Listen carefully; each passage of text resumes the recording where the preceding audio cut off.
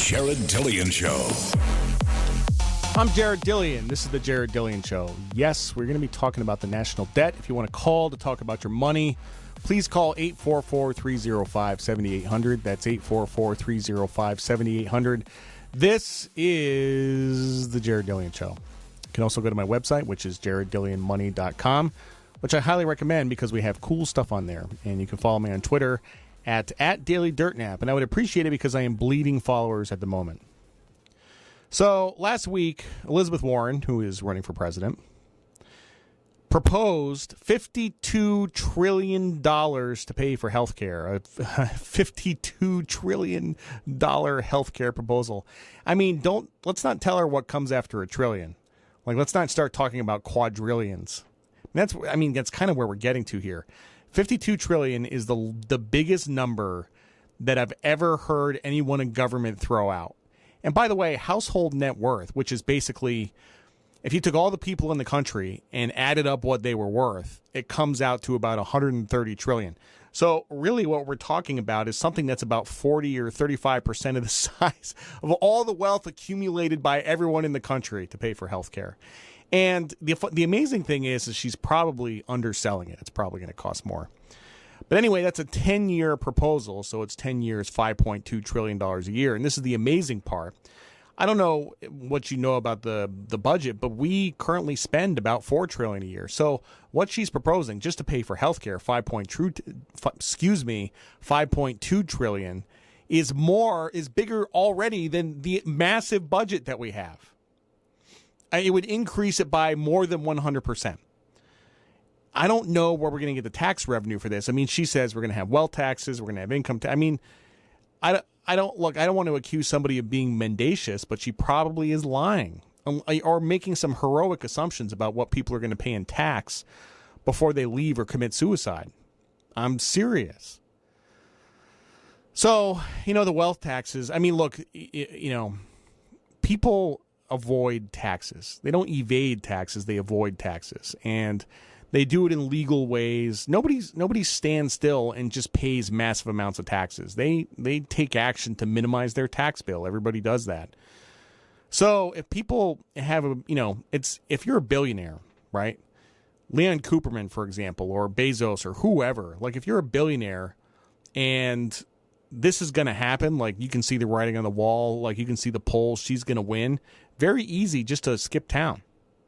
And if everybody does that, two things happen. Number one, there goes the taxes, there goes the money. And number two, there goes the brains.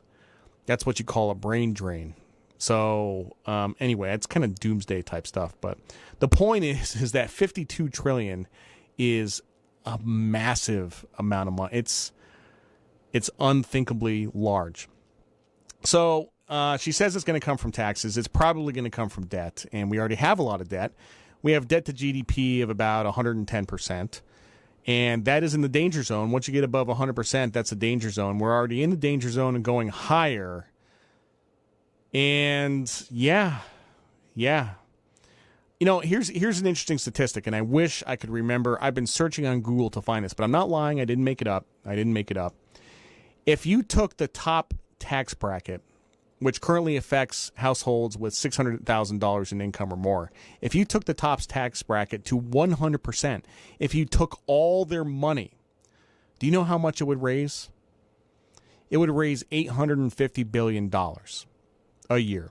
That's if people didn't leave, they didn't stop working. That's assuming they just kept working and stood still and paid 100% taxes. That is what you would raise is $850 billion. So over 10 years is $8.5 trillion, which is nowhere close to the 52 trillion number. That's raising taxes to 100% on rich people, and you don't even get close to this. I'm just putting this in perspective for you, just in case you're one of these people who thinks that this is actually possible. If you don't have like a mathematical bone in your body, like the numbers get too big and you can't figure it out. I'm telling you, it's not possible. So then you say, which is a reasonable question. All these other countries can afford socialized health care. Why can't we? And I'm going to give you two reasons, okay? Number one, affording it is, there's trade-offs.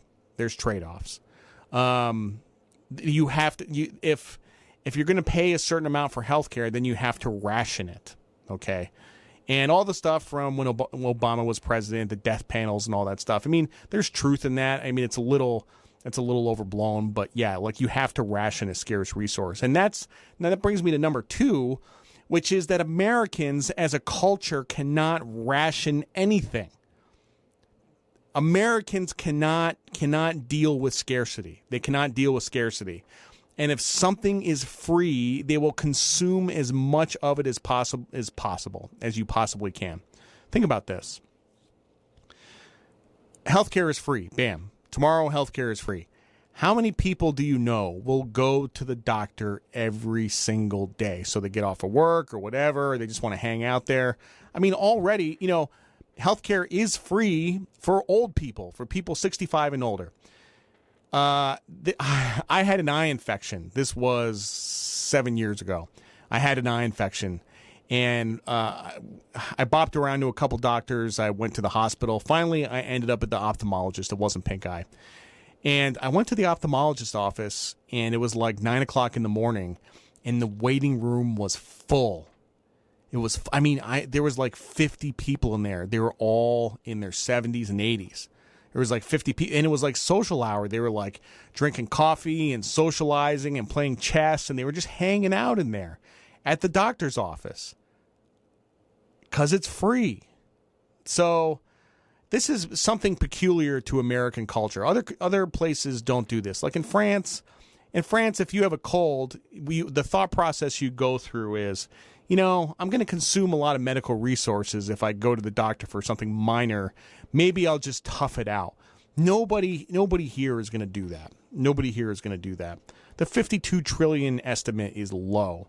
And you could tax everybody at 100%. It's not going to pay for this. This whole thing about how she's like not going to tax the middle class is no way. Absolutely. Just mathematically, there's just no way. You cannot do it.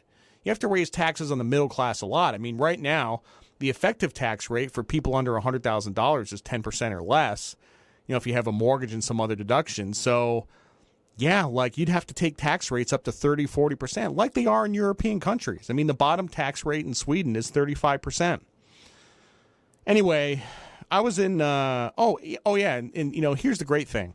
Saturday Night Live has been hands-off with Elizabeth Warren for, this whole campaign. And they finally took the gloves off this weekend, and they went after her, for the lunacy of this $52 trillion proposal. I was in D.C. 6 months ago, which it's literally la-la land. Like, it's the best place in the world. Restaurants and food and culture. I mean, it's just amazing. D.C. is amazing. And that started when Obama was president. There was a lot of federal spending. I mean, D.C. got really built up, and it's kept going under Trump. If I was president, if I was running for president, now here's my platform. Here's what I would keep saying over and over again. I am going to put every Washington, D.C. real estate agent out of business. I am going to crash the D.C. real estate market. It's like the Capitol from the Hunger Games, man. Serious.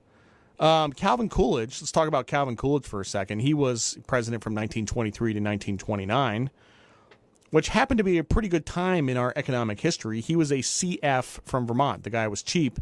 He could pinch and penny till it screams, and he cut federal spending and shrank government a lot. And then we got the Roaring 20s, the longest period of expansion and technological growth we have ever had. And if you really want to see the economy grow, then cut the deficit and run a surplus and pay down debt. And nobody wants to do that right now. Nobody wants to do that, except I think we're getting close. I think it's possible that people are starting to get a little worried about the debt. It's starting to get some media attention. Maybe. Lots of people think that's not people think, we're just going to keep spending and spending and spending. And then we're going to have this MMT, modern monetary theory, which the Fed prints money to pay for stuff. And I don't think that's going to happen. I think we are just planting the seeds for a deficit revolt. And little by little, people are starting to care about the debt. Elizabeth Warren says she's going to spend $52 trillion on healthcare and not raise taxes on the middle class. I mean, this is the first pushback I've seen against spending in a long, long time. Saturday Night Live is a pretty good weather vane for where we are in this country. They're a pretty good weather vane. And the middle class, that's where the money is. You have to raise taxes on them if you have to pay for stuff. Right now, the middle class pretty much pays not much, 0 to 10% on an effective rate. So the tax code has been getting more and more, I've said this before, been getting more and more progressive for 30 years. And most of the programs that the Democratic candidates are proposing to raise taxes only on the rich. You can only do that so much. You just won't collect the revenue, or they will stop working, or they will leave. When tax rates get unreasonable, people avoid them. So what's unreasonable? Look, the top rate is 37% right now. I think you could get it into the 40s, but once you get it above 50, then people they're gonna revolt. They are. Taxes are 20% of GDP, no matter what tax rates are. It doesn't matter how much we lower taxes, how much we raise taxes. Taxes are always about 20% of GDP, no matter how much we enforce it. And I think we're starting to get a little pushback on debt. And I think, not 2020, but I bet you the 2024 election is going to be about debt. And I think we need to feel some pain first. I think people need to get freaked out. I think it's going to get really bad. And maybe we get President Elizabeth Warren, and the bond market has a complete conniption. Maybe that's what happens. I don't know. I'm Jared Dillian. This is the Jared Dillian Show.